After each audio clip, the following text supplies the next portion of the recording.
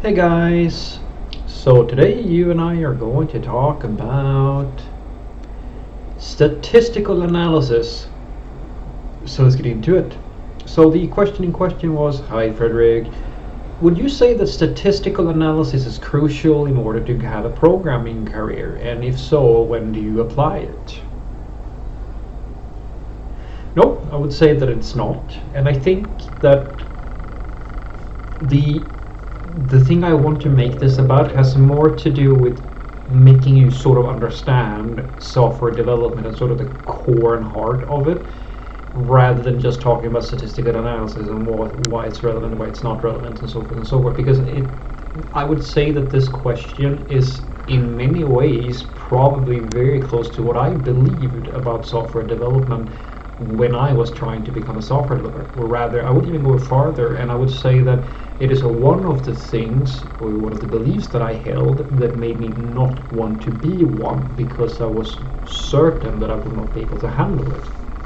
And that is something that I hope that you can take something away from this at the very least, because when I was growing up, guys, and I still am, like, to a very large degree, one of my biggest insecurities was how poorly I felt that I did with mathematics. Now, I'm in no way saying that I'm the worst at it, and I'm definitely not one of the best at it, but I had quite a lot of anxieties related to it because I've always found it to be a little bit trickier than I would like it to be. And to a large degree that is still true. But here I sit now, many years later, and well, I've been a software developer for going on 10, 12 years, something like that right now, I think. And so what changed? Well, the easy answer is that I wanted to try it, so I went and tried it in order to figure out if I could handle it, even though I was certain that because I don't know a lot about math, I'm going to do poorly at software development. Now, when I started programming, the first thing I started to realize was that, well, actually, you can do math with programming, for sure. You can do a lot of math. There are mathematical operators within every programming language that you have, right? But the thing that is actually most of what I do is to understand logic and to understand the tools, like the syntax of the programming language and things like that. I do mostly web development, right? And so it was only in very specific situations where I realized that, okay, I'm going to have to do some math here. And for the most part, it was basic arithmetic stuff and maybe a little bit of algebra, like, depending on how you look at it, right? It's actually funny because due to the fact that I've done programming, I have actually, in a way, I would argue, enhanced my abilities to reason about mathematics, due to that there's some mental tricks and tools that are a bit overlapping there. And it was only after a while where I got to work on a project where the system that I was building was a salary management system for small business owners. And in the code that I had to write there, the system had to calculate, of course, the right tax returns and the right salaries and like different types of clauses depending on roles and stuff like that within the organization, right? And that was really, really tricky. And then I made the connection. I understood that the amount of math I have to use in my programming very much depends on what I'm building.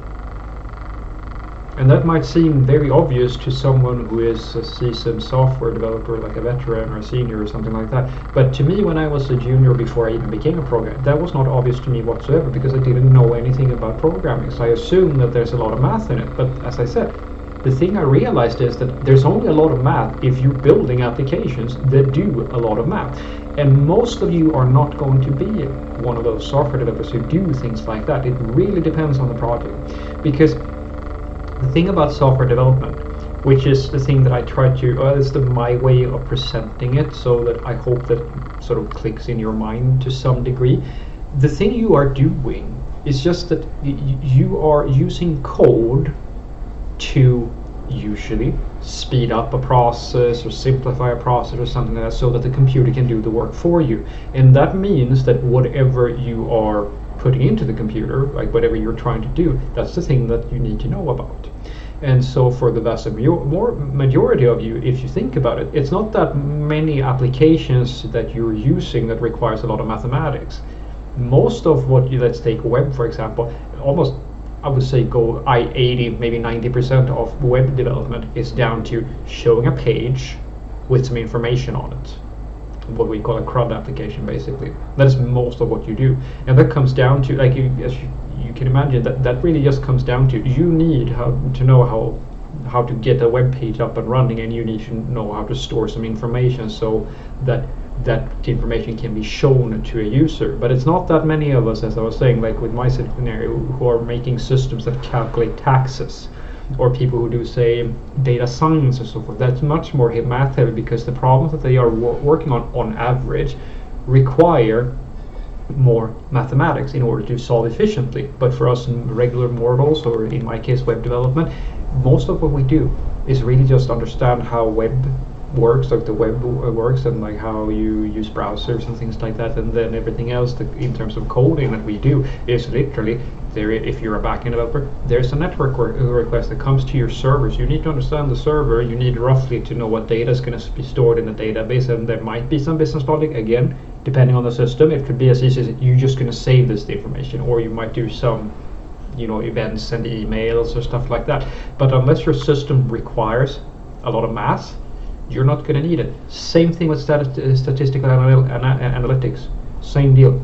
You don't need to know anything about it whatsoever if you're never working on a system that leverages anything related to it. So I mean, sure, if you're again a data scientist, or you're working on a system where that's sort of like what we call the domain of your system, sort of the stuff that it's trying to do within itself, if that is very heavily geared towards that, well, yeah, then you're going to need to know some stuff about it. And then there are, of course, reasonable expectations to put on software developers, where some organizations, guys, they have so very, very complicated domains that they usually have people available to you that you can ask for help, or like that you might need to support. Because you can imagine, if you're making pharmaceutical software or things like that, there's no way that you're going to know everything about medicine or things like that and then be able to code that. But in essence, that is what we're trying to do together, you as the software developer and your product manager and your stakeholders and so forth.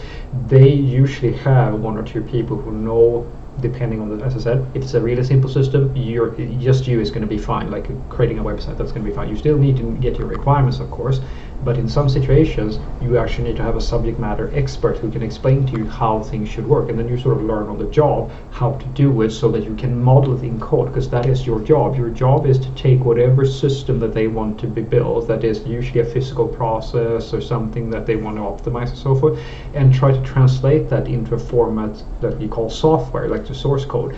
And once you have mapped out the logical parts and all the events and so forth that's going to take place within your system in source code, then you have your system, right? And that is the essence of what you're doing. So again, you don't have to be a math genius, you don't have to know statistical analytics or machine learning or anything like that. It really just comes down to, okay, the systems that you're going to build, what sort of knowledge do they need? For the vast average of all industries, all you really need to know is your programming language. In our case, the web, you need to know how to work with like a server and sort of how to send data over a network or so forth. If you're front end, it's the same deal. Like you need to know how web pages shown on the browser, in the browser, and stuff like that. But when it comes to more theoretical things, apart from of course programming related stuff, you don't have to worry that you're not going to be smart enough to, or your math skills are too poor, or your logical thinking isn't good enough and so forth. I promise you, it is not as bad as you might tell yourself. I did it, and trust me when I say this, I'm far from the best at all of these sort of concepts. Learning programming, I'm not saying that it's easy, but for the most part, it is a skill in of itself. So before you assume that statistical analytics or your math skills are too poor, so forth, just try it out and see if your brain resonates with it. Because as I said, for me, math is hard, but I really like programming, and I feel that it's pretty accessible to me. So what I want you to take away from this is that no, you don't need any statistical analytic skills or anything like that, because It really depends on what you're going to build.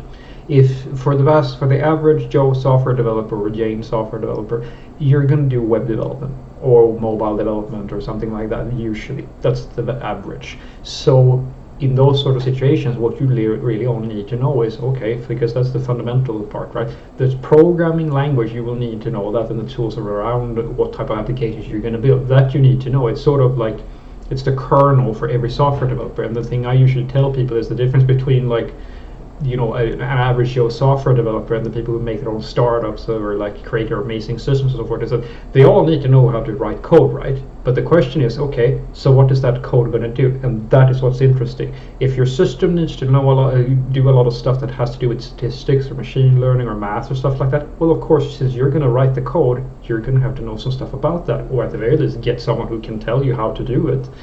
But for the most part, every single application, practically every one you see on the web and so forth, is mainly store information in a database somewhere, show it on a web page.